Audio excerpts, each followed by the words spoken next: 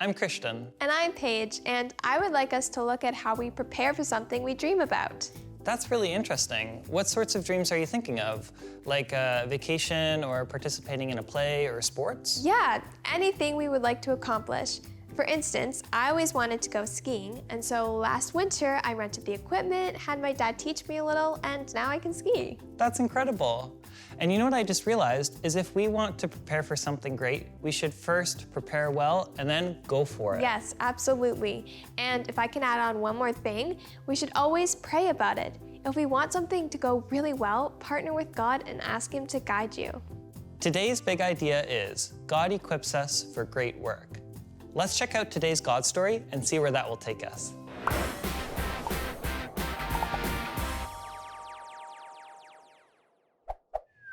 What time of day did God create Adam? Just before Eve.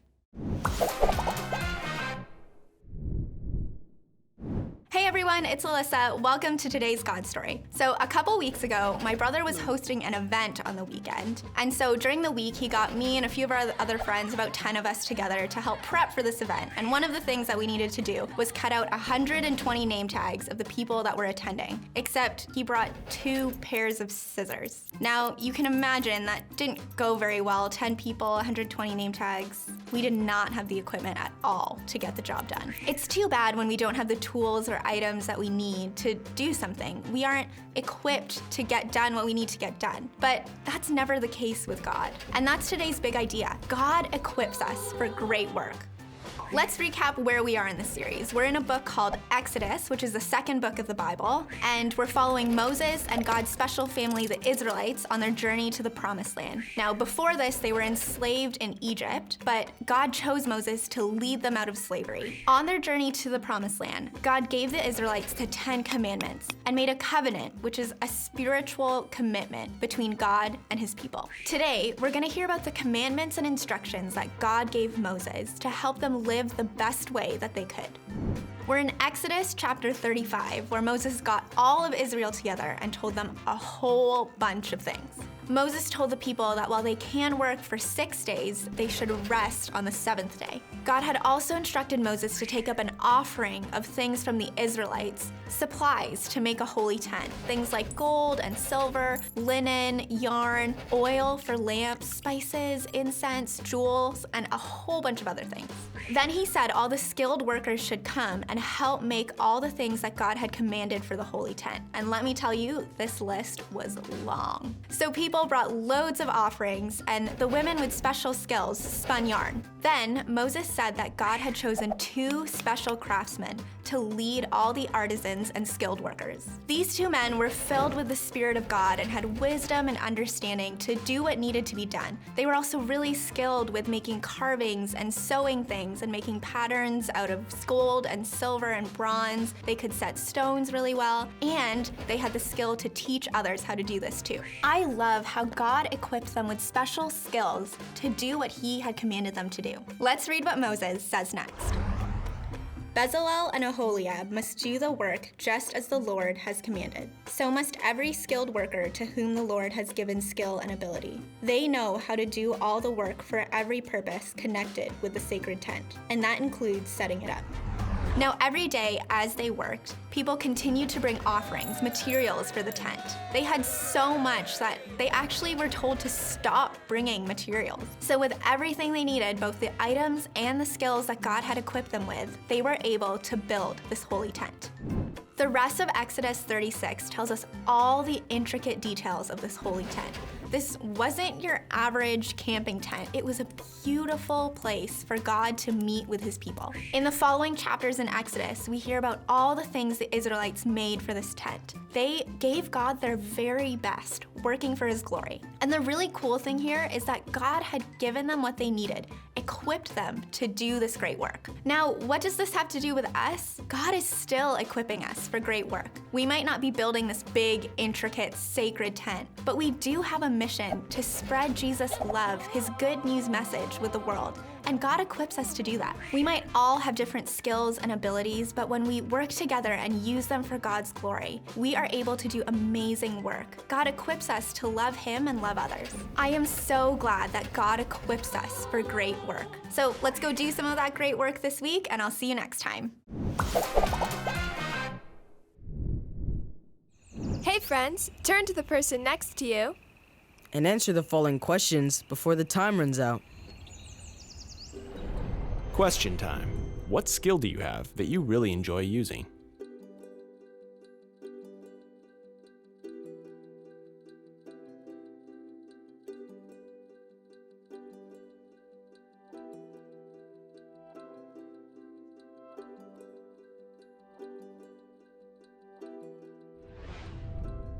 In today's story, God picked two craftspeople to lead the artisans and skilled workers.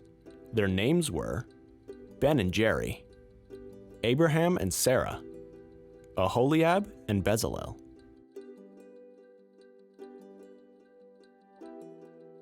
Aholiab and Bezalel.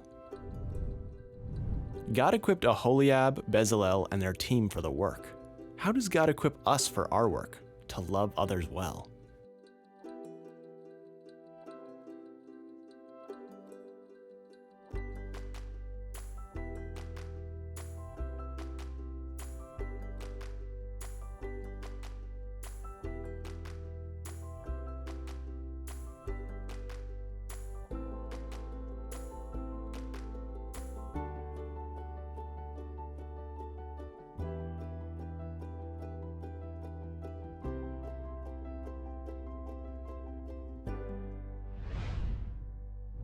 Wow, Paige, I thought you prepared well for skiing, but God gave the Israelites such a detailed plan for the holy tent. It's amazing. Yeah, and on top of that, He gave them the skills to do an incredible job with the tent. He fully equipped them for everything they needed. And you know what? God still does that. Let's check out Dejehan's story and you'll see how God equipped him for great work. Dejehan, musician, artist. Where does the story begin though?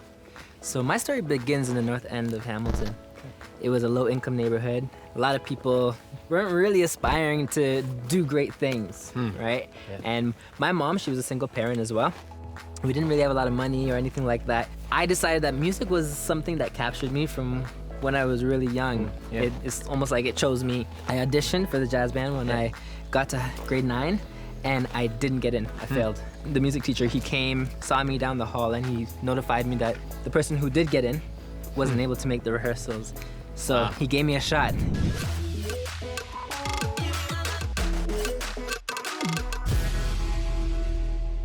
Yeah, so here we are. This is the ARC recording studio. Wow, this is amazing. Isn't it beautiful? Yeah, it's super cool. Yeah. So where'd you find out about this place? Well, my friends Julius and Andrea, they built this place. This is their baby project. So, yeah, for sure, I we see that. record here. Yeah, it's beautiful, comfortable. So you graduate high school, next step, where'd you go? Auditioned for Mohawk College and failed again. Didn't get into the first year music program. It just took me right back to, grade 9 when that happened. Then I decided, well, you know what? Didn't get into the first year program, but they allowed me to get into the prep program. And that's where I learned about Berklee College of Music. I saw that they were the #1 contemporary music school in the world. Wow. And I said, that's exactly where I want to go. And then I also found out that they offered a steel pan program.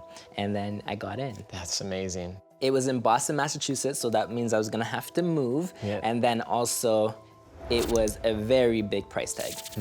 And even with the partial scholarship that I had gotten from the school, I still had to come up with the rest of the room and board, but also to be able to show that I had the full amount in my bank account for 4 years. Wow. So the community rallied around and they showed their bank statements to come up with the large amount that I had to show. And that was just, again, another God wink, because my mom didn't have that money in her bank account for sure. So that's so cool to see how God's kingdom surrounded you with love by doing that step of showing their bank statements, because that's scary sometimes, that's crazy. exactly, yeah, definitely. So you went in for steel pan, let's check it out.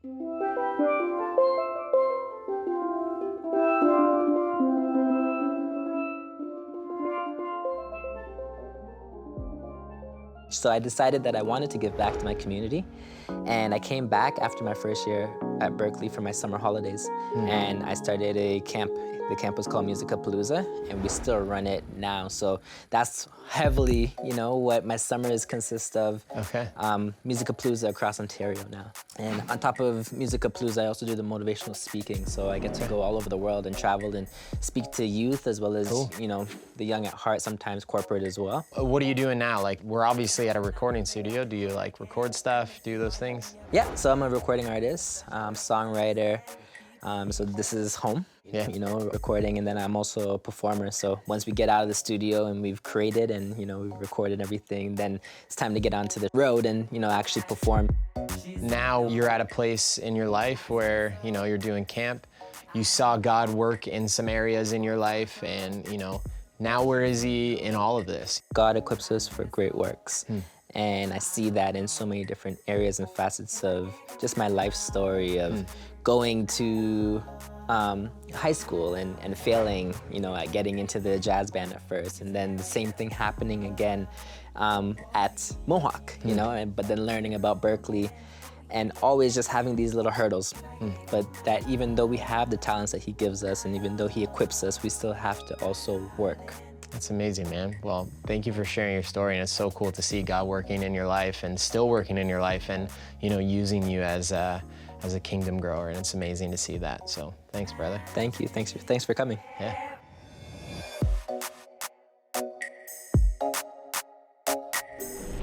Question time. How does Dejehan use his skills to love others well?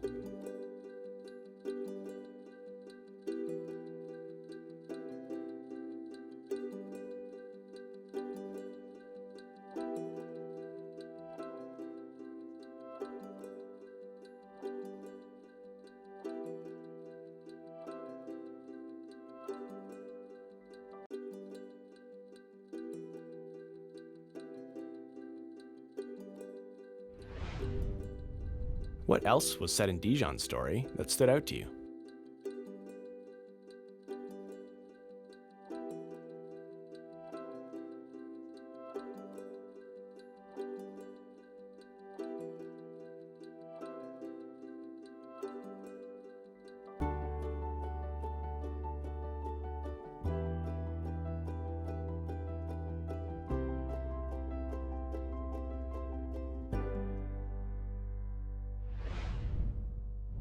I love Dejehan. What a cool guy with a beautiful heart and so much talent. I don't often see someone playing steel pans, but what a cool instrument. Absolutely. And you know what stood out to me? That Dejehan could look back at the hardship and what he considered failures and see how that prepared him to do something special. God often uses difficulties we go through to help us grow and appreciate the talents and skills we have. And as Dejehan said, God equips us for great work, but we have to work hard and develop those skills and talents. And he did. Dejehan is making the most of his talents. He's giving back to others and showing them the love of Jesus. Well, let's break into our small groups now and see how this looks in our own lives.